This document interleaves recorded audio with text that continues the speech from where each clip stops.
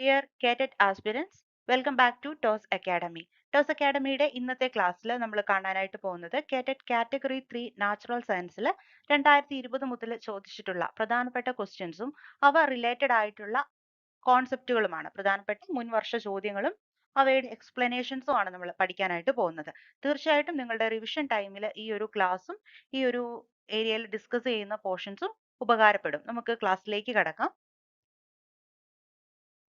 കേട്ടറ്റ് example മുൻ വർഷങ്ങളിൽ ചോദിച്ച ചില പ്രധാനപ്പെട്ട ക്വസ്റ്റ്യൻസും അതോടൊപ്പം ആ ഒരു ക്വസ്റ്റ്യൻസ് ഒക്കെ വന്നിരിക്കുന്ന ഏരിയാസും ആണ് നമ്മൾ ഡിസ്കസ് ചെയ്ത് പഠിച്ച് മുന്നോട്ട് പോകുന്നത്.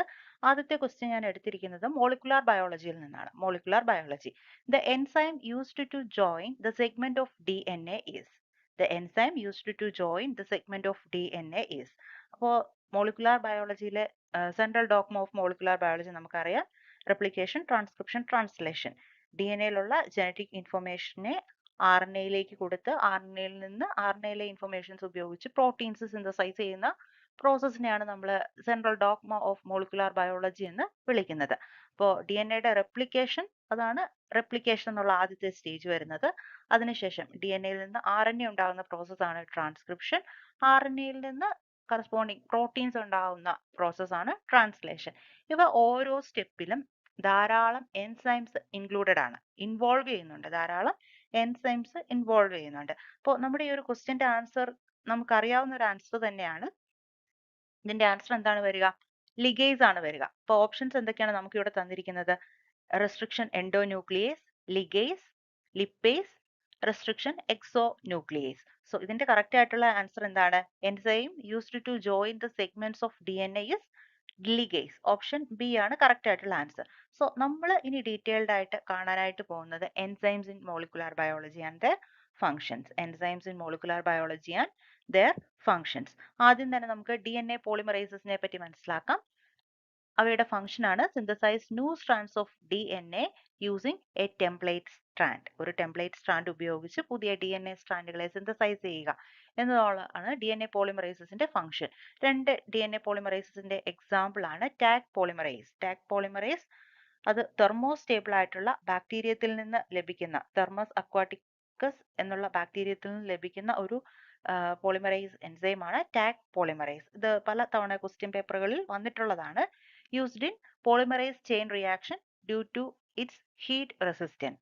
തെർമോസ്റ്റേബിൾ ആയിട്ടുള്ള ഒരു പോളിമറൈസ് എൻസൈം ആണ് ടാഗ് പോളിമറൈസ്. ഇത് ലഭിക്കുന്നത് ഒരു ബാക്ടീരിയത്തിൽ നിന്നാണ്. ബാക്ടീരിയത്തിന്റെ പേരാണ് തെർമസ് അക്വാട്ടിക്കസ്. ആ ഒരു പേര് കൂടെ ഒന്ന് ഓർത്തു വെക്കുക. ദെൻ അടുത്തതാണ് D N A polymerase 1 used in D N A repair and filling gaps during the replication. അടുത്തൊരു enzyme restriction endonucleases. Restriction endonucleases cut D N A at specific recognition sequences. അപ്പോൾ റെസ്ട്രിക്ഷൻ എൻഡോന്യൂക്ലിയേസസ് ഡി എൻ എയുടെ ഏത് ഭാഗത്ത് specific recognition sequence, അത് അറ്റത്താവണമെന്നൊന്നുമില്ല, എവിടെയുണ്ടോ recognition sequences എവിടെയുണ്ടോ അവിടെയെല്ലാം cut ചെയ്യാൻ restriction എൻഡോന്യൂക്ലിയേസസിന് സാധിക്കും. അതേസമയം restriction exonucleases removing nucleotides from the ends of the D N A strand. D N A സ്ട്രാൻഡിന്റെ എൻഡ്സിൽ നിന്ന് മാത്രമാണ് റെസ്ട്രിക്ഷൻ എൻഡോന്യൂക്ലിയേസസുകൾ ന്യൂക്ലിയോടൈഡുകളെ റിമൂവ് ചെയ്യുന്നത്. Then ligases join D N A fragments together by forming phosphodiester bond. നമ്മുടെ ക്വസ്റ്റ്യനും അതായിരുന്നു. Join D N A fragments together by forming phosphodiester bonds. Then അടുത്തത് R N A polymerases. R N A polymerases synthesize R N A from D N A template during the transcription. മൂന്ന് പ്രധാനപ്പെട്ട R N A polymerases ആണ് ഉള്ളത്. നമുക്ക് അതിനെപ്പറ്റി മനസ്സിലാക്കാം.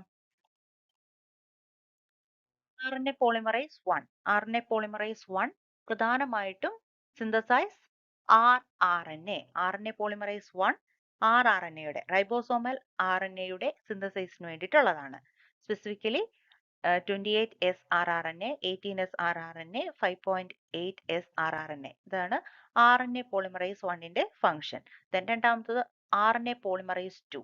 R N A polymerase 2 M R N എയുടെ സിന്തസൈസിന് വേണ്ടിയിട്ടുള്ളതാണ്. എം ആർ എൻ എ എന്നുള്ളത് messenger R R N A. അതോടൊപ്പം തന്നെ small nuclear R N A, അതാണ് എസ് എൻ ആർ എൻ എയുടെ സിന്തസൈസും ആർ എൻ എ പോളിമറൈസ് 2ന്റെ ഫംഗ്ഷനിൽ ഉൾപ്പെടുന്നതാണ്.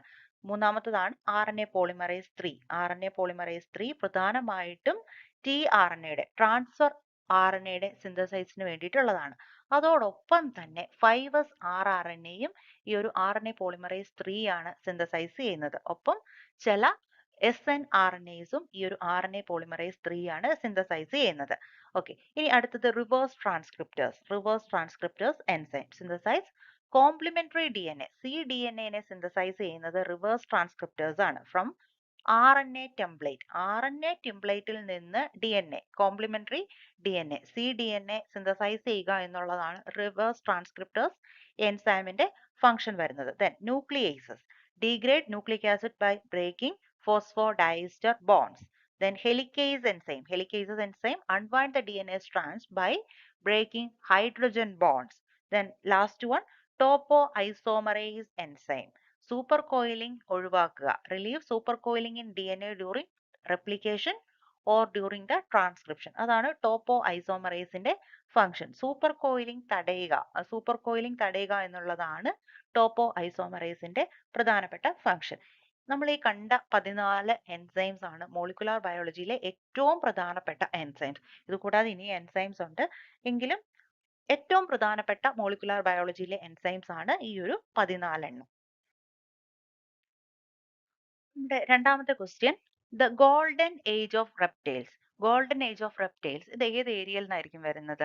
അപ്പോൾ ഓപ്ഷൻസ് കാണുമ്പോൾ അത് മനസ്സിലാവും. ഇത് വന്നിരിക്കുന്നത് എവല്യൂഷൻ എന്നുള്ള യൂണിറ്റിൽ നിന്നാണ്. എവല്യൂഷൻ. അപ്പോൾ എവല്യൂഷനിലെ ജിയോളജിക്കൽ ടൈം സ്കെയിൽ റിലേറ്റഡ് ആയിട്ടുള്ള ഒരു ക്വസ്റ്റ്യൻ ആണ്.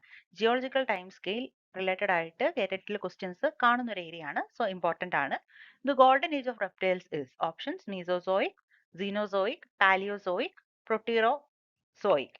ഓക്കെ, നമുക്ക് ഈ ഒരു ജിയോളജിക്കൽ ടൈം സ്കെയിൽ എന്താണെന്ന് ആദ്യം മനസ്സിലാക്കാം. അതിനുശേഷം ഓരോ ഇറകളുടെയും പീരിയഡ്സിന്റെ ഒക്കെ പ്രത്യേകതകൾ കൂടി നമുക്കൊന്ന് മനസ്സിലാക്കി പോകാം. ഓക്കെ, ആദ്യം തന്നെ എന്താണ് ജിയോളജിക്കൽ ടൈം സ്കെയിൽ? നമ്മളുടെ എർത്തിന്റെ ഒരു 4.54 ബില്യൺ ഇയേഴ്സ് ഹിസ്റ്ററിനെ ഡിഫറെന്റ് ടൈം ആൻഡ് യൂണിറ്റ്സ് ആയിട്ട് ഡിവൈഡ് ചെയ്തിരിക്കുന്നതിനെയാണ് നമ്മൾ ജിയോളജിക്കൽ ക്ലോക്ക് അല്ലെങ്കിൽ ജിയോളജിക്കൽ ടൈം സ്കെയിൽ എന്ന് വിളിക്കുന്നത്. ഈ ഒരു ജിയോളജിക്കൽ ടൈം സ്കെയിലിന് ഇയോൺസ്, ഇറാസ്, പീരിയഡ്സ്, എപ്പോക്സ് അങ്ങനെ ഡിവൈഡ് ചെയ്തിട്ടുണ്ട്. അപ്പോ ഇതിൽ വരുന്ന ഇറകൾ 4 പ്രധാന, നമ്മൾ ഏറ്റവും ഫോക്കസ് കൊടുക്കേണ്ടത് ഇറകൾക്കും ഓരോ ഇറകളിലെയും പ്രധാനപ്പെട്ട ഇവന്റ്സ് അവ അറിയപ്പെടുന്നത്. അതുപോലെ തന്നെ 11 പീരിയഡ്സ് ആയിട്ട് ഈ ഇറകളെ 4 ഇറകളെ 11 പീരിയഡ്സ് ആയിട്ട് ഡിവൈഡ് ചെയ്തിട്ടുണ്ട്.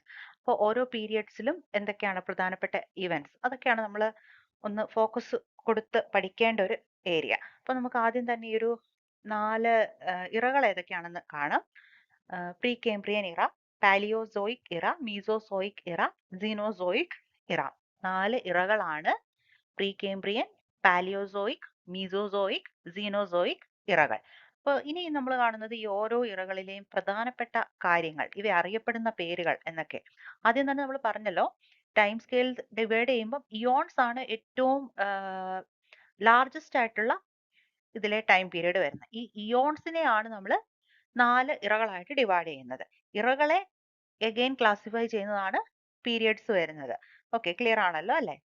ദെൻ ആ ഒരു പീരിയഡിനെ ഡിവൈഡ് ചെയ്യുന്നതാണ് എപ്പോക്ക്. അത്രയും ഒന്ന് ക്ലിയർ ആക്കുക.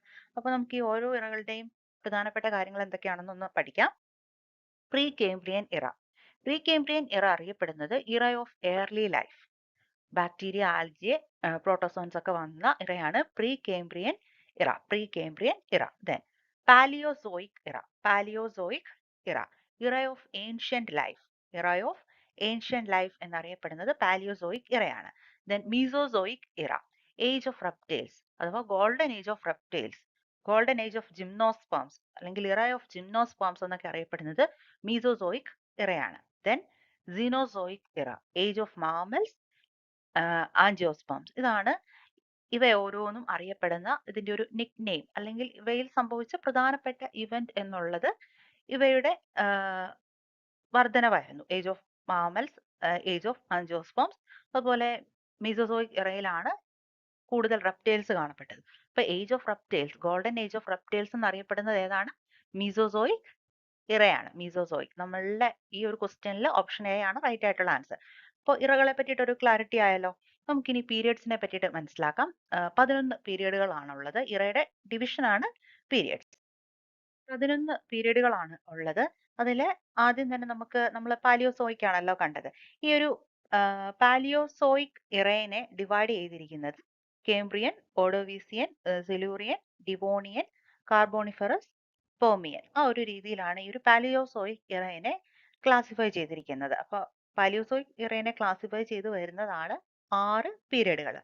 Major events in each period. അപ്പോൾ നമുക്ക് ആദ്യം തന്നെ ഈ ഒരു പാലിയോസോയിക് ഇറയിലെ പീരിയഡ്സുകളെ പറ്റിയിട്ട് മനസ്സിലാക്കാം. ആദ്യത്തേത് കേംബ്രിയൻ. മറൈൻ ഇൻവെർട്ടിബ്രേറ്റ്സ് മാത്രമായിരുന്നു ആ ഒരു സമയത്ത് ഉണ്ടായിരുന്നത്. Then Ordovician period. Age of invertebrates. First green plants and fungi appeared in Ordovician period. Then Silurian.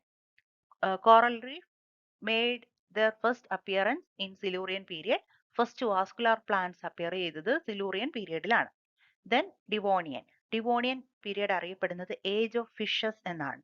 അതുപോലെ തന്നെ tree fern age of fishes എന്നാണ് ഇത് അറിയപ്പെടുന്നത്. Age of fishes, trees, tree ferns. Then Carboniferous. Carboniferous, age of amphibians. First seed plants appeared. First seed plants appeared in Carboniferous period. Then Permian, age of conifers എന്നറിയപ്പെടുന്നത് Permian period ആണ്. അപ്പോൾ Palaeozoic ഇറേനെയാണ് നമ്മൾ 6 periods ആയിട്ട് divide ചെയ്തത്. ഈ 6 പീരിയഡ്സിൽ നടന്ന major events ആണ് ഇത്. അപ്പോൾ ഞാനൊരു ക്വസ്റ്റ്യൻ വെറുതെ പറയുകയാണ്, അതിന്റെ ആൻസർ ഒന്ന് കമന്റ് ചെയ്യാവോ? ഏജ് ഓഫ് ഫിഷസ് എന്നറിയപ്പെടുന്ന ഏത് പീരിയഡ് ആണ്? Age of fishes. Okay, age of fishes ഏതാണ്? ഡിവോണിയൻ പീരിയഡ് ആണ്. Okay, Devonian period. ഇതൊരു പ്രീവിയസ് ഇയർ ക്വസ്റ്റ്യൻ ആണ് കേട്ടോ. ഓക്കെ, ഇത്തരത്തിലാണ് ഈ ഒരു ഏരിയയിൽ നിന്നൊക്കെ ക്വസ്റ്റ്യൻ കൂടുതലായിട്ടും കണ്ടിട്ടുള്ളത്. ഇനി നമ്മുടെ അടുത്ത ഇറ ഏതായിരുന്നു? പാലിയോസോയിക് കഴിഞ്ഞു. അത് കഴിഞ്ഞ് വന്ന ഇറയാണ് മീസോസോയിക് ഇറ. മീസോസോയിക് ഇറ. അപ്പോൾ ഈ ഒരു മീസോസോയിക് ഇറയെ എഗെയിൻ 3 പീരിയഡ്സ് ആയിട്ടാണ് ഡിവൈഡ് ചെയ്യുന്നത്. ആ 3 പീരിയഡ്സിൽ ആദ്യത്തേതാണ് ട്രയാസിക് പീരിയഡ്. അതിനുശേഷം Jurassic periods, then Cretaceous period. അപ്പോൾ ട്രയാസിക് പീരിയഡിൽ ആണ് flies appeared on the land. Flies appear on the land in Triassic period. അതിനുശേഷം ജുറാസിക് പീരിയഡ്. ജുറാസിക് പീരിയഡ് ആണ് age of dinosaurs. Gymnosperm plants dominant ആയിരുന്നു ആ ഒരു സമയത്ത്. First birds and lizards appeared in Jurassic period. Jurassic period. Then അടുത്തതാണ് Cretaceous period. Angiosperm plants ആയിരുന്നു ആ ഒരു സമയത്ത് ഡോമിനന്റ് ആയിട്ടുള്ളത്. മാക്സിമം ഡൈവേഴ്സിറ്റി ഓഫ് റെപ്റ്റൈൽസ് കണ്ട സമയം എന്നുള്ളത് ക്രിട്ടേഷ്യസ് പീരിയഡ് ആണ്. ക്രിട്ടേഷ്യസ് പീരിയഡ് ആണ്. ദെൻ അടുത്ത നമ്മളുടെ ഇറയാണ് സീനോസോയിക് ഇറ. അല്ലെ, നമ്മൾ പഠിച്ചതാണല്ലോ 4 ഇറ. അതിൽ വരുന്ന സീനോസോയിക് ആണ് ഇപ്പോൾ നമ്മൾ കാണുന്ന കറന്റ് ആയിട്ടുള്ള ഇറ. അപ്പൊ ഈ ഒരു സീനോസോയിക് ഇറയെ 2 പീരിയഡ്സ് ആയിട്ടാണ് ഡിവൈഡ് ചെയ്തിരിക്കുന്നത്. ടെറിഷ്യറി പീരിയഡും അതുപോലെ തന്നെ ക്വാട്ടേണറി പീരിയഡും. ടെറിഷ്യറി പീരിയഡും ക്വാട്ടേണറി പീരിയഡും. അപ്പൊ ടെറിഷ്യറി പീരിയഡിലാണ് early human ancestors, ape, flowering plants, trees ഒക്കെ കാണപ്പെട്ടത് ഈ ഒരു ടെറിഷ്യറി പീരിയഡിലാണ്. ദെൻ അടുത്തത് Quaternary. Modern man, Homo sapiens appear ചെയ്തത് ഈ ഒരു ക്വാട്ടേണറി പീരിയഡിലാണ്. ഈ ഒരു ക്വാട്ടേണറി പീരിയഡിനെ വീണ്ടും ഡിവൈഡ് ചെയ്യുന്നുണ്ട്. ആ ഒരു ഡിവിഷനെയാണ് നമ്മൾ എന്ത് പറയുക? എപ്പോക്ക് എന്ന് പറയുന്നത്. എപ്പോക്ക്. അപ്പോൾ നമ്മളിപ്പോൾ ആയിരിക്കുന്ന എപ്പോക്ക് എന്നുള്ളത് ഹോളോസീൻ ആണ്. ഹോളോസീൻ. ഓക്കെ, ഈ ഒരു ഏരിയ ക്ലിയർ ആണല്ലോ അല്ലെ? നമുക്ക് അടുത്ത ക്വസ്റ്റ്യനിലേക്ക് പോകാം. 3ാമത്തെ ക്വസ്റ്റ്യനിലേക്ക് പോകുന്നു. Which among the following plant growth regulator is a terpene derivative? Terpene derivative ആയിട്ടുള്ള plant growth regulator ഏതാണ്? Plant growth regulator means plant growth hormone. Plant hormone ഏതാണ്? Terpene derivative ആയിട്ടുള്ളത്. അപ്പോൾ നമ്മളിനി പഠിക്കാൻ പോകുന്നത് പ്ലാന്റ് ഹോർമോൺസിനെ പറ്റി, പ്ലാന്റ് ഗ്രോത്ത് റെഗുലേറ്റേഴ്സിനെ പറ്റിയിട്ടാണ്. അപ്പോൾ ഇതിന്റെ ഓപ്ഷൻസ് ഏതൊക്കെയാണെന്ന് നോക്കാം. ABA അഥവാ abscisic acid, ethylene, gibberellic acid, GA3, then indole 3 acetic acid, IAA. ഓക്കെ, ഇതിൽ ഏതാണ് ടെർപെയിൻ ഡെറിവേറ്റീവ് ആയിട്ടുള്ള പ്ലാന്റ് ഗ്രോത്ത് റെഗുലേറ്റർ? അപ്പോൾ നമ്മുടെ ആൻസറിലേക്ക് വരുന്നതിന് മുമ്പായി പ്ലാന്റ് ഗ്രോത്ത് റെഗുലേറ്റേഴ്സുമായിട്ട് റിലേറ്റഡ് ആയിട്ടുള്ള ഇമ്പോർട്ടൻ്റ് ആയിട്ടുള്ള ഒരു 4-5 പോയിന്റ്സ് നമുക്ക് ഈ കൂടെ പഠിക്കാം. ആദ്യം തന്നെ അബ്സിസിക് ആസിഡ്. കരോട്ടിനോയിഡ്സിൽ നിന്നാണ് അബ്സിസിക് ആസിഡ് ഡിറൈവ് ചെയ്ത് വന്നിരിക്കുന്നത്. ദെൻ എത്തിലീൻ, അമിനോ ആസിഡ് ആയിട്ടുള്ള മെത്തിയോണിൽ നിന്നാണ് എത്തിലീൻ ഡെറിവേറ്റീവ് ആയിട്ട്. എത്തിലീൻ്റെ ഡെറിവേറ്റീവ്, മെത്തിയോണിന്റെ ഡെറിവേറ്റീവ് ആണ് ethylene. Then gibberellic acid derived from terpene. Terpene derivative ആയിട്ടുള്ളത് GA3 ആണ്. ഗിബറലിക് ആസിഡ് ആണ് ടെർപെയിൻസിൽ നിന്ന് ഡെറൈവ് ചെയ്ത് വന്നിരിക്കുന്ന plant growth hormone. Then indole 3 acetic acid. Indole 3 acetic acid is derived from another amino acid tryptophan. Okay.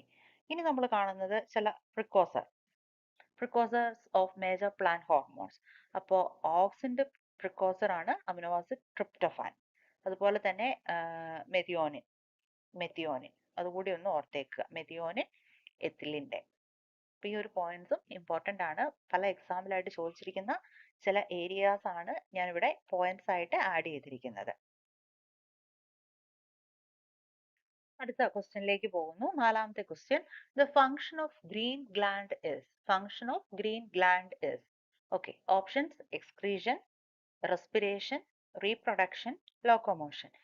Animal kingdom എന്നുള്ള നമ്മളുടെ നാലാമത്തെ chapter based ആയിട്ട് വരുന്ന ഒരു ക്വസ്റ്റ്യൻ ആണ്. Green glands it is mainly four excretion. ഇതിന്റെ ആൻസർ എക്സ്ക്രീഷൻ ആണ്. Green ഗ്ലാൻഡ്സിന്റെ function എന്നുള്ളത് എക്സ്ക്രീഷൻ ആണ്. നമ്മൾ ഇതുമായിട്ട് ബന്ധപ്പെട്ട് കാണുന്നത് നമ്മളുടെ 11 ഫൈലംസിലെ ആനിമൽ കിങ്ഡത്തിലെ 11 ഫൈലംസിലെ പ്രധാനപ്പെട്ട എക്സ്ക്രീറ്ററി ഓർഗൻസിനെ പറ്റിയിട്ടാണ്. Organs of excretion. ഓക്കെ, നമുക്ക് ഓരോ ഫൈലംസ് നോക്കാം. പ്ലാറ്റിഹെൽമിന്തസിലെ എക്സ്ക്രീറ്ററി ഓർഗൻ എന്നുള്ളത് ഫ്ലെയിം സെൽസ് ആണ്. അത് പ്രോട്ടോനെഫ്രീഡിയ എന്ന് കൂടി അറിയപ്പെടുന്നുണ്ട്. ഇതും ഒരു പ്രീവിയസ് ഇയർ ക്വസ്റ്റ്യൻ ആയിരുന്നു. അടുത്തൊരു എണ്ണമാണ് നെഫ്രീഡിയ. അനിലിഡയിലെ എക്സ്ക്രീറ്ററി ഓർഗൻ ആണ് നെഫ്രീഡിയ. ദെൻ ആർത്രോപോഡയിലേത് Malpighian tubules, green glands, coxal glands. Okay, ഈ ഒരു മൂന്നെണ്ണവും. ആർത്രോപോഡയിലെ എക്സ്ക്രീറ്ററി ഓർഗൻസ് ആണ് Malpighian tubules, green glands, coxal glands. അപ്പൊ നമ്മുടെ question function of green gland അത് എക്സ്ക്രീഷൻ ആണ്. നമ്മൾ ഓൾറെഡി അത് പഠിച്ചതാണ്. ദെൻ മൊളസ്കിലെ എക്സ്ക്രീറ്ററി ഓർഗൻ ആണ് മെറ്റാനെഫ്രീഡിയ. ദെൻ ഹെമികോർഡേറ്റയിലത് പ്രൊബോസസ് ഗ്ലാൻഡ്. Then Chordata. മനുഷ്യരിൽ ഇതൊക്കെ നമ്മൾ കോർഡേറ്റ്സ് ആണല്ലോ, കിഡ്നി. ഓക്കെ, ഇതാണ് പ്രധാനപ്പെട്ട ഓർഗൻസ് ഓഫ് എക്സ്ക്രീഷൻ ആനിമൽ കിങ്ഡത്തിലെ ഫൈലംസിലെ. അപ്പോൾ നമ്മൾ ഈ കൂടെ തന്നെ അറിഞ്ഞിരിക്കേണ്ടതാണ്. Organs of respiration, locomotory organs, അതൊക്കെ ഈ ഒരു കൂടെ തന്നെ നമ്മൾ പഠിക്കുക. അപ്പൊ അതോടൊപ്പം തന്നെ ആനിമൽ കിങ്ഡം പഠിക്കുമ്പോൾ ഈ ഒരു ഏരിയ ഇമ്പോർട്ടന്റ് ആണ് കേട്ടോ. ഓരോ സ്പെഷ്യൽ ഓർഗൻസ് ഒക്കെ ഓരോ ഫൈലത്തിലും ഉണ്ടല്ലോ. അപ്പൊ അത് നമ്മളൊന്ന് ഫോക്കസ് കൊടുത്ത് പഠിക്കുക. അതുപോലെ തന്നെ ഓരോ ഫൈലത്തിന്റെയും examples. Okay, then body symmetry ഒക്കെ ബേസ്ഡ് ആയിട്ടും ക്വസ്റ്റ്യൻസ് കണ്ടിട്ടുള്ളതാണ്. നമുക്ക് അഞ്ചാമത്തെ ക്വസ്റ്റ്യനിലേക്ക് പോകാം. Which one of the following is not an aromatic amino acid? Which of the following is not an aromatic amino acid? ഓപ്ഷൻസിലേക്ക് പോകാം. Tyrosine, valine, phenylalanine, tryptophan. അപ്പോൾ നമ്മൾ ഇനി ഇതിന്റെ ആൻസറിലേക്കൊക്കെ പോകുന്നതിന് മുമ്പായിട്ട് നമുക്ക് ഇതിന്റെ ആൻസർ അറിയായിരിക്കും അല്ലേ? ഓക്കെ, ഇതിന്റെ ആൻസറിലേക്ക് പോകുന്നതിന് മുമ്പായിട്ട് അമിനോ ആസിഡ്സിനെ പറ്റിയിട്ട്, അമിനോ ആസിഡിന്റെ ക്ലാസിഫിക്കേഷൻ, അതിന്റെ എക്സാമ്പിൾസ്, ഇതൊക്കെ നമുക്കൊന്ന് പഠിച്ചാലോ? ഇതൊരു ഇമ്പോർട്ടന്റ് ആയിട്ടുള്ള ഏരിയ ആണ് കേട്ടോ. ഇപ്പോൾ അരോമാറ്റിക് അമിനോ ആസിഡ്സ് ക്വസ്റ്റ്യൻ 2 തവണ ചോദിച്ചിട്ടുണ്ട്. ഒരു 2020 തൊട്ട് 2025 വരെ കൺസിഡർ ചെയ്യുമ്പോൾ 2 തവണ അരോമാറ്റിക് അമിനോ ആസിഡ് എന്ന ക്വസ്റ്റ്യൻ വന്നിട്ടുണ്ട്. അതുപോലെ തന്നെ 2007 ആ ഒരു സമയത്തെ ക്വസ്റ്റ്യൻ പേപ്പറുകളിലൊക്കെ acidic basic amino acids related ആയിട്ട് ക്വസ്റ്റ്യൻസ് കണ്ടിട്ടുണ്ട്. Then sulphur containing amino acid question കണ്ടിട്ടുള്ളതാണ്. സോ ഇങ്ങനെ ക്വസ്റ്റ്യൻസ് കാണുന്ന ഒരു ഏരിയ ആണ് അമിനോ ആസിഡ്. നമുക്കപ്പോൾ അമിനോ ആസിഡ്സിനെ പറ്റിയിട്ട് നമുക്കൊന്ന് മനസ്സിലാക്കിയാലോ? കുറച്ചധികം കാര്യങ്ങളുണ്ട്. ഓരോ ക്ലാസിഫിക്കേഷൻസ് ഒക്കെയാണ്. വളരെ ഇമ്പോർട്ടന്റ് ആണ് ഈ ഒരു ഏരിയ. ഓക്കെ, അപ്പോൾ എന്താണ് അമിനോ പ്രോട്ടീൻസ് എങ്ങനെയാണ് ഉണ്ടാക്കിയിരിക്കുന്നത്? ഏറ്റവും ബേസിക് ആയിട്ടുള്ള കാര്യം, നമ്മൾ കാണുന്ന പ്രോട്ടീൻസ് ഒക്കെ ഉണ്ടാക്കിയിരിക്കുന്നത് അമിനോ ആസിഡ്സ് വെച്ചിട്ടാണ്. അമിനോ ആസിഡ്സ് അപ്പോൾ ട്രാൻസ്ക്രിപ്ഷൻ, ട്രാൻസ്ലേഷൻ. അപ്പോൾ ട്രാൻസ്ലേഷൻ സമയത്താണല്ലോ അമിനോ ആസിഡ്സ്. അപ്പോൾ ആ ഒരു അമിനോ ആസിഡ്സ് ഒക്കെ ചേർന്നിട്ടാണ് പ്രോട്ടീൻസ് ഉണ്ടാവുന്നത്. Proteins are made up of amino acids. Types of amino acids based on the source. ഏത് സോഴ്സുകളിൽ നിന്നാണ് അമിനോ ആസിഡ് ഉണ്ടാകുന്നത്, അതിന്റെ ബേസിൽ നമ്മൾ രണ്ടായിട്ടാണ് ഡിവൈഡ് ചെയ്തിരിക്കുന്നത്. എസെൻഷ്യൽ അമിനോ ആസിഡും നോൺ എസെൻഷ്യൽ അമിനോ ആസിഡും. നമ്മുടെ ബോഡിയിൽ ടോട്ടൽ പ്രോട്ടീൻസ് ഒക്കെ ഉണ്ടാക്കാനായിട്ട് 20 അമിനോ ആസിഡ്സ് ആണുള്ളത്. ഈ ഒരു 20 അമിനോ ആസിഡ്സിനെയാണ് നമ്മൾ രണ്ടായിട്ട് ക്ലാസിഫൈ ചെയ്തിരിക്കുന്നത്. എസെൻഷ്യൽ അമിനോ ആസിഡും നോൺ എസെൻഷ്യൽ അമിനോ ആസിഡും. അപ്പോൾ എസെൻഷ്യൽ അമിനോ ആസിഡ് എന്ന് പറയുമ്പോൾ നമ്മളുടെ ബോഡിക്ക് സിന്തസൈസ് ചെയ്യാൻ പറ്റാത്ത ഫുഡിൽ നിന്നൊക്കെ നമുക്ക് ലഭിക്കേണ്ട ടൈപ്പ് അമിനോ ആസിഡ്സിനെയാണ് നമ്മൾ എസെൻഷ്യൽ അമിനോ ആസിഡ്സ് എന്ന് പറയുന്നത്. It cannot be synthesized by the body, must be obtained from the food. Then non-essential amino acid can be synthesized by the body. It can be synthesized by the body. അപ്പോൾ ഈ ഒരു classification important ആണ്, essential and non essential. അപ്പോൾ essential amino ആസിഡ്സിന്റെ example histidine, isoleucine, leucine, lysine, methionine, phenylalanine, threonine, tryptophan, valine. അങ്ങനെ 9 എണ്ണമാണ് essential amino acids ഉള്ളത്. Then അടുത്ത 11 എണ്ണം alanine, arginine, aspartic acid, cysteine, glutamic acid, glutamine, glycine, proline, serine, tyrosine, asparagine. ഇങ്ങനെ 11 എണ്ണമാണ് non essential amino acid. ഈ ഒരു area important ആണ് കേട്ടോ. ക്വസ്റ്റ്യൻസ് നമുക്ക് പ്രതീക്ഷിക്കാവുന്ന ഒരെണ്ണമാണ്. എസെൻഷ്യൽ അമിനോ ആസിഡ്സിൽ പെടുന്നത് ഏത്, പെടാത്തത് ഏത്, അല്ലെങ്കിൽ ഇതിനകത്തെ നോൺ എസെൻഷ്യൽ അമിനോ ആസിഡ് ഏത്, അങ്ങനെ ക്വസ്റ്റ്യൻ പോസിബിലിറ്റി ഉള്ള ഒരു ഏരിയ ആണ് ഈ ഒരു essential and non essential amino acid. Okay, അടുത്ത ഒരു ക്ലാസിഫിക്കേഷൻ ആണ് അമിനോ ആസിഡ്സിന്റെ അസിഡിക് അമിനോ ആസിഡ്സും ബേസിക് അമിനോ ആസിഡ്സും. അസിഡിക് അമിനോ ആസിഡ്സിന്റെ എക്സാമ്പിൾ ആണ് aspartic ആസിഡും ഗ്ലൂട്ടാമിക് ആസിഡും. അസിഡിക് അമിനോ ആസിഡ്സിന്റെ example aspartic acid and glutamic acid. Then basic amino acids. Basic amino acids ആണ് lysine, arginine, histidine. Lysine, arginine, histidine ഇവ ബേസിക് അമിനോ ആസിഡ്സ് ആണ്. Then amino acids derived hormones. Amino ആസിഡ്സിൽ നിന്ന് വരുന്ന hormones ഏതൊക്കെയാണ്? Tyrosine.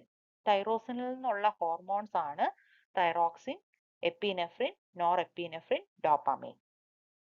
Then tryptophan derivative ആയിട്ടുള്ള hormones ആണ് serotonin, melatonin. Serotonin and melatonin.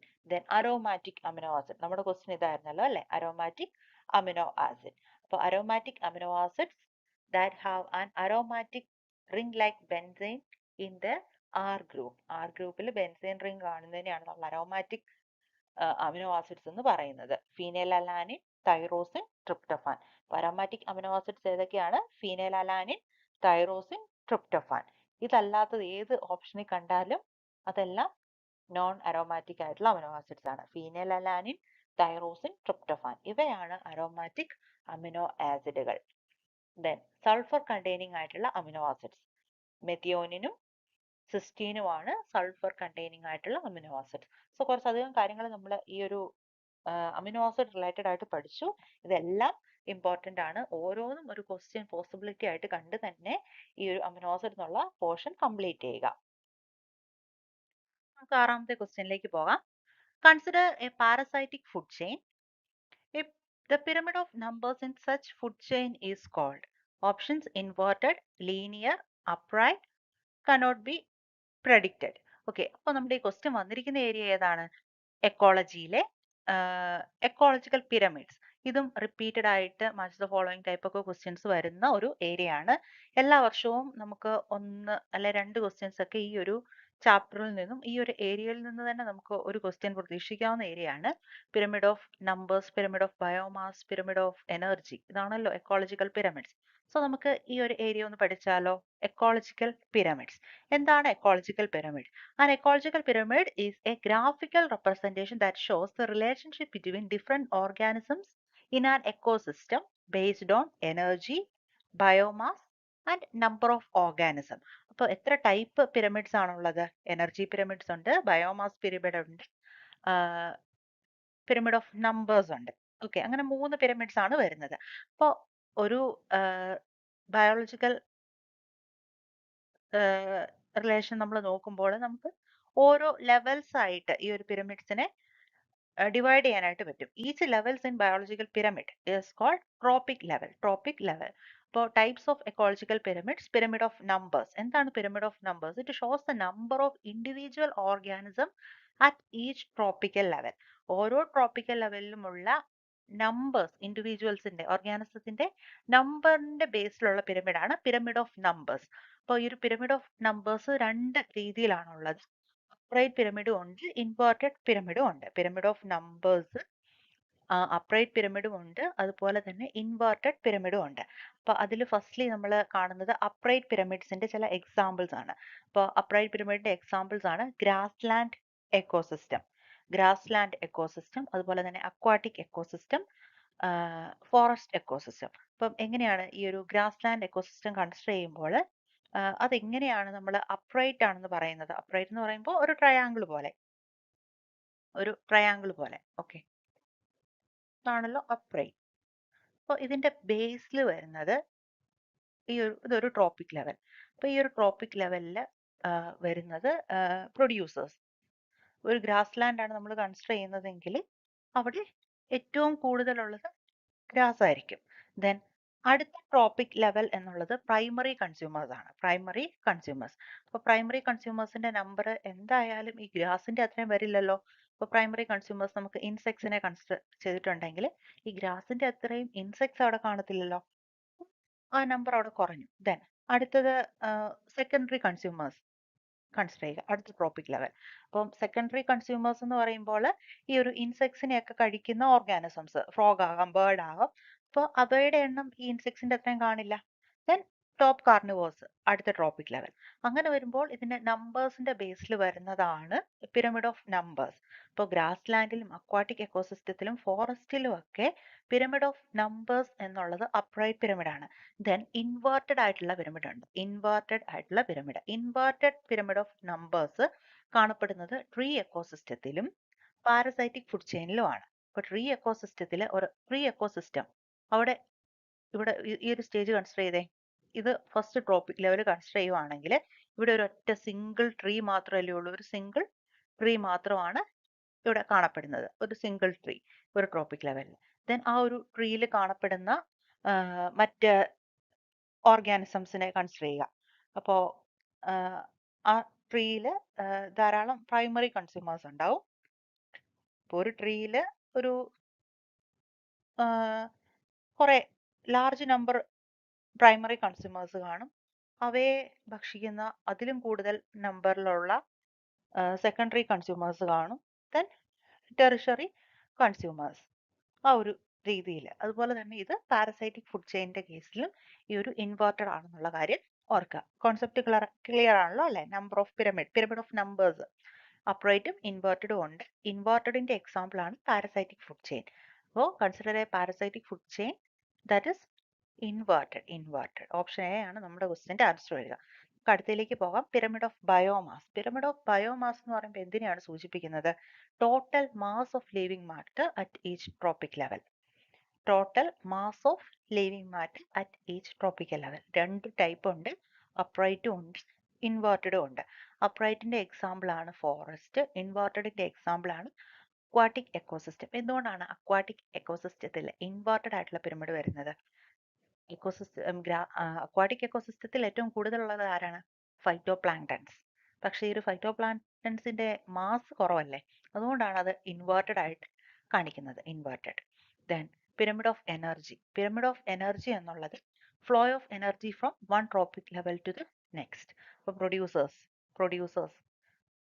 മുകളിലേക്ക് ടോപ്പ് കാർണിവോഴ്സ് എത്തുമ്പോഴേക്കും എനർജി റെഡ്യൂസ് ചെയ്തിട്ടാണ് പോകുന്നത്. ഏറ്റവും കൂടുതൽ എനർജി പ്ലാന്റ്സിലാണല്ലോ. അപ്പൊ മുകളിലേക്ക് കുറഞ്ഞു പോകുന്നത് കൊണ്ട് അത് ഓൾവേസ് അപ്രൈറ്റ് ആയിരിക്കും. Energy decreases at each trophic level. അതുകൊണ്ട് pyramid of energy always upright ആയിരിക്കും. അപ്പൊ ഈ ഒരു കോൺസെപ്റ്റ് ക്ലിയർ ആണല്ലോ അല്ലേ? നമുക്ക് ഏഴാമത്തെ ക്വസ്റ്റ്യനിലേക്ക് പോകാം. Dash is used for the commercial production of ethanol. 2024 ചോദിച്ചൊരു ക്വസ്റ്റ്യൻ ആണ്. ഇതേ ക്വസ്റ്റ്യൻ മോഡൽസ് പല വർഷങ്ങളിലും ചോദിച്ചു കണ്ടിട്ടുള്ളതാണ്. ഇതിന്റെ ഓപ്ഷൻസ് നോക്കാം.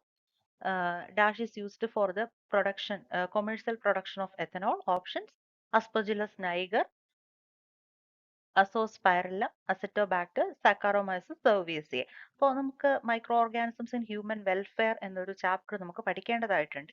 അപ്പോൾ അതിന്റെ ഒരു സമ്മറി പോലെ ഈ ഒരു ടേബിൾ കൺസിഡർ ചെയ്യുക. നമുക്ക് ധാരാളം മൈക്രോ ഓർഗാനിസത്തിന്റെയും അവയുടെ പ്രൊഡക്ട്സിന്റെയും പേര് ഈ ഒരു ടേബിളിൽ ആഡഡ് ആണ്. അപ്പോൾ ഈ ഒരു ടേബിൾ തന്നെ പഠിച്ചിട്ടുണ്ടെങ്കിൽ നമുക്ക് ക്വസ്റ്റ്യൻസിനുള്ള പോസിബിലിറ്റി ഉണ്ട്. അപ്പോൾ നമുക്ക് നോക്കിയാലോ.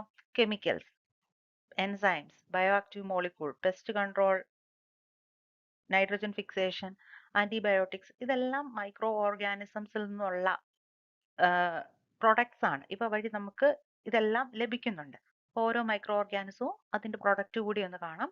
അസ്പെർജില്ലസ് നൈഗർ സിട്രിക് ആസിഡിന്റെ പ്രൊഡക്ഷന് വേണ്ടി, Acetobacter aceti, acetic acid, Clostridium butylicum, butyric acid, Lactobacillus for lactic acid production, Saccharomyces cerevisiae, ethanol. അപ്പൊ സക്കാറോമൈസസ് സെർവീസിയെ ആണ് നമ്മുടെ ഈസ്റ്റ് എന്നുള്ള കാര്യം മറന്നേക്കല്ല്. ഇപ്പൊ സക്കാറോമൈസസ് സെർവീസിയെ ആണ് എഥനോളിന്റെ കൊമേഴ്സ്യൽ പ്രൊഡക്ഷന് വേണ്ടിയിട്ട് യൂസ് ചെയ്യുന്നത്.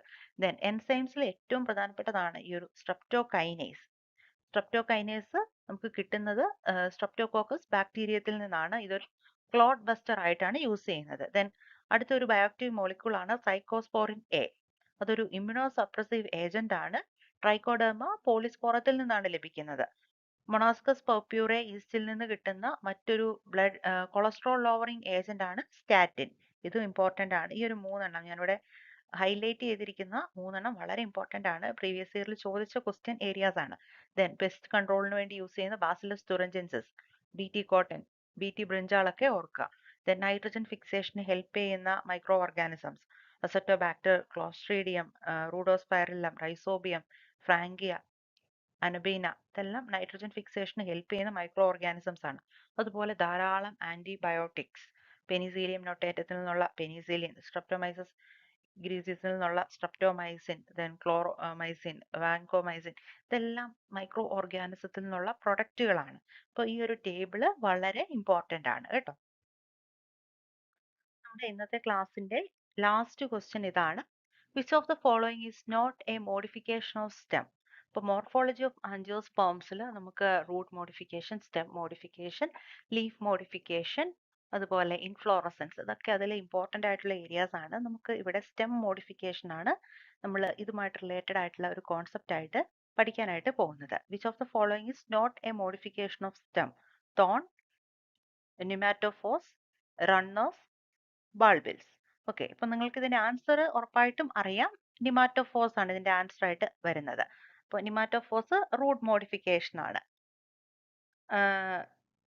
നെഗറ്റീവ്ലി ജിയോട്രോഫിക് ആയിട്ട് വളരുന്ന റെസ്പിറേഷന് വേണ്ടിയിട്ടുള്ള റൂട്ട് മോഡിഫിക്കേഷൻ ആണ് നിമാറ്റോഫോസ്. മാംഗ്രൂവ്സിലൊക്കെയാണ് കാണപ്പെടുന്നത്. ഓക്കെ, നമ്മൾ ഇനി കാണുന്നത് സ്റ്റെം മോഡിഫിക്കേഷൻസ് ആണ്. ഓക്കെ, സ്റ്റെം മോഡിഫിക്കേഷൻസ് 3 ടൈപ്പ് ആണ്. ഏരിയൽ സ്റ്റെം മോഡിഫിക്കേഷൻ ഉണ്ട്, സബ് ഏരിയൽ സ്റ്റെം മോഡിഫിക്കേഷൻ ഉണ്ട്, അണ്ടർഗ്രൗണ്ട് സ്റ്റെം മോഡിഫിക്കേഷൻ ഉണ്ട്. ഏരിയൽ സ്റ്റെം മോഡിഫിക്കേഷന്റെ എക്സാമ്പിൾസ് ആണ്, ടൈപ്സ് ആൻഡ് എക്സാമ്പിൾസ് ആണ്. ഇപ്പം സ്റ്റെം ടെൻഡ്രിൽസ് ആയിട്ട്, അതുപോലെ തന്നെ ഫിലോക്ലേഡ്, തോൺസ് ആയിട്ട്, ക്ലാഡോഡ്, ബൾബിൾസ്, ഇങ്ങനെയാണ് കാണപ്പെടുന്നത്. അപ്പൊ എന്റെ എക്സാമ്പിൾസ് ആണ് വിറ്റിസ്, പാസിഫോറ. ടെൻഡ്രിൽസിന്റെ എക്സാമ്പിൾസ്, സ്റ്റെം മോഡിഫൈ ചെയ്ത് ടെൻഡ്രിൽസ് ആയിരിക്കുന്നതാണ് വിറ്റീസിലും പാസിഫ്ലോറയിലും കാണപ്പെടുന്നത്. ദെൻ ഒപ്റ്റൂണിയയിലെ ഫിലോക്ലേഡ് എന്നുള്ളത് ഏരിയൽ സ്റ്റെം മോഡിഫിക്കേഷൻ ആണ്. സിട്രസിലെയും ബൊഗൈൻ വില്ലയിലെയും തോൺ അഥവാ മുള്ളുകൾ എന്നുള്ളത് സ്റ്റെം മോഡിഫിക്കേഷൻ ആണ്. അസ്പരാഗസിലെ ക്ലാഡോഡ് എന്നുള്ളത് സ്റ്റെം മോഡിഫിക്കേഷൻ ആണ്. Dioscorea, bulbils aerial stem modification ആണ്. Then sub aerial stem modification ആണ് പിസ്റ്റിയയിലെ ഓഫ്സെറ്റ്, ദെൻ കൊളക്കേസിയയിലെയും സ്ട്രോബെറിയിലെയൊക്കെ സ്റ്റോളൻ എന്നുള്ള സ്ട്രക്ചർ, ദെൻ റോസ് മീൻ ക്രിസാന്തമത്തിലെയൊക്കെ സക്കേഴ്സ് എന്നുള്ളത് സബ് ഏരിയൽ സ്റ്റെം മോഡിഫിക്കേഷൻ ആണ്. ദെൻ ഹൈഡ്രോകോട്ടയിലെയും ഓക്സാലിസിലെയും സൈനോഡോണ്ടിലെയൊക്കെ runners stem modification, sub aerial stem modification ആണ്. ദെൻ ഈ ഒരു അണ്ടർഗ്രൗണ്ട് സ്റ്റെം മോഡിഫിക്കേഷൻ വളരെ പ്രധാനപ്പെട്ടതാണ്. റൈസോം, ജിഞ്ചർ ടർമറിക്കിലൊക്കെ കാണുന്ന റൈസോം എന്നുള്ളത് സ്റ്റെം മോഡിഫിക്കേഷൻ ആണ്. ദെൻ ഒനിയൻ, ഗാർലിക്കിൽ കാണുന്ന ബൾബ് എന്നുള്ളത് സ്റ്റെം മോഡിഫിക്കേഷൻ. ദെൻ കൊളക്കേഷ്യയിലെ കോം എന്നുള്ളത് stem modification, underground stem modification. Potato tubers, അതും സ്റ്റെം മോഡിഫിക്കേഷൻ ആണ്. അപ്പോൾ ഇതുപോലെ തന്നെ റൂട്ടിലെയും ലീഫിലെയൊക്കെ പഠിക്കേണ്ടതായിട്ടുണ്ട്. അപ്പോൾ ഈ ഒരു ടേബിളും നമ്മുടെ ഈ ഒരു പരീക്ഷയിലേക്ക് പഠിക്കേണ്ട ഇമ്പോർട്ടൻ്റ് ആയിട്ടുള്ള ഒരു ഏരിയ ആണ്. കാറ്റഡ് എക്സാമിനായിട്ട് ആത്മാർത്ഥമായിട്ട് ഹാർഡ് വർക്ക് ചെയ്ത് പ്രാക്ടീസ് ചെയ്തുകൊണ്ടിരിക്കുന്ന നിങ്ങൾക്ക് എല്ലാവർക്കും വിജയം ആശംസിക്കുന്നു. ഒട്ടും മടി കൂടാതെ ഉത്സാഹിച്ച് പഠിക്കുക. ഈ തവണ തന്നെ കാറ്ററ്റ് ക്വാളിഫൈ ചെയ്യാനായിട്ട് എല്ലാവരും ശ്രമിക്കുക. നമുക്കറിയാം, നമ്മൾ വാർത്തകളിലൂടെയൊക്കെ മനസ്സിലാക്കുന്നുണ്ട് കാറ്ററ്റിന്റെ പ്രാധാന്യം ഓരോ തവണയും കൂടിക്കൂടിയാണ് വരുന്നത്. അപ്പോൾ അതൊക്കെ മുന്നിൽ കണ്ട് ഈ ഒരു തവണ തന്നെ കാറ്ററ്റ് ക്വാളിഫൈ ചെയ്യണം. ആ ഒരു ദൃഢനിശ്ചയത്തോടെ എല്ലാവരും പഠിക്കുക. വിജയം ആശംസിക്കുന്നു. Thank you.